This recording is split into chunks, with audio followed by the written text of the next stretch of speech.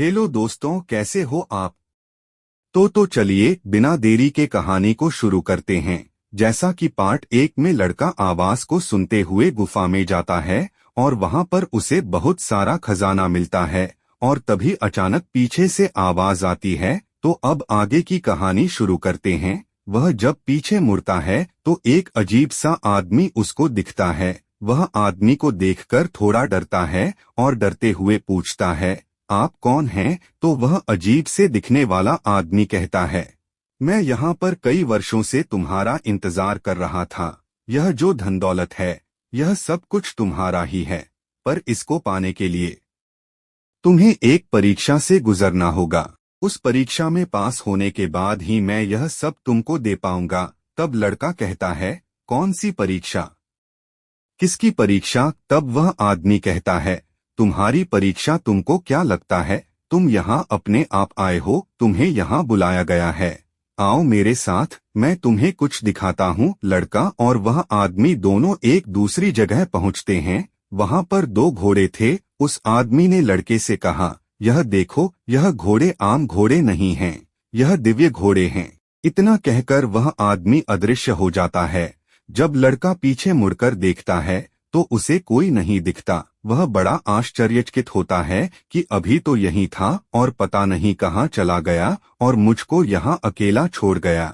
इन घोड़ों के पास पता नहीं कौन सी परीक्षा की बात कर रहा था। चलो जो भी है, ये घोड़े तो हैं, इनको मैं अपने गांव लेकर चलता हूँ और इनका इस्तेमाल करके कुछ धन कमाएं।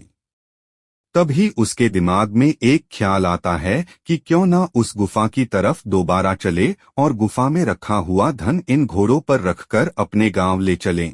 तब वापस उस गुफा की तरफ जाता है, लेकिन वह गुफा अब वहां पर नहीं होती। तब वह लाचार होकर दोनों घोड़ों के पास आता है और दोनों को ले जाने की कोशिश करता है। तभी घोड़े बोलते हैं, रुको, हम दोनों में से तुम किसी एक को ही लेकर जा सकते हो। अब लड़का बड़ा परेशान हो गया कि यह क्या बात हुई। तब वह लड़का कहता है, कोई बात नहीं, चलो एक तो चलो। तब घोड़ा उसको कहता है, ठीक है, किसको साथ लेकर चलना है तुमको? तब लड़का कहता है, तुम दोनों देखने में तो एक जैसे हो, कोई भी एक जिसकी इच्छा हो। तब एक घोड़ा उसको कहता है, ठीक है, तुम मेरे ऊपर बैठ जाओ और मैं तुम्हें लेकर चलता हूँ। तब लड़का घोड़े के ऊपर बैठ जाता है और घोड़ा चलने लगता है।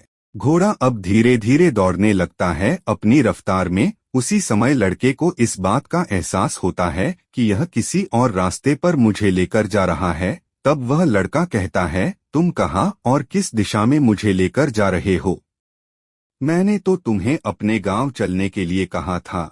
जब तक वह कुछ समझ पाता तब तक उनके सामने एक बड़ी ही भयानक सी चुड़ैल आ जाती है और वह लड़के पर हमला करती है। लेकिन घोड़ा उसे बचा लेता है और घोड़े ने भी उसे चुड़ैल पर हमला किया। यह सब देखकर लड़का बड़ा हैरान था कि यह कौन है जो मुझ पर हमला कर रही है, और घोड़ा में ऐसी ताकत जो कि इस लड़के ने पहली बार देखी थी। जब तक कि लड़का सोच ही रहा था, उतनी ही देर में घोड़ा एक सुंदर सी जगह पर पहुंच चुका था और लड़के ने देखा कि एक सुंदर सा घर है और वहां कोई भी नहीं है। तभी घोड़ा बोला, यह तुम्हारा घर है, अब से तुम यही रहोगे। जब तक कि लड़का कोई सवाल पूछता तब तक वह घोड़ा अदृश्य हो चुका था।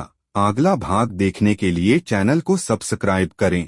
हम जल्द ही इसका तीसरा भाग पब्लिश करेंगे।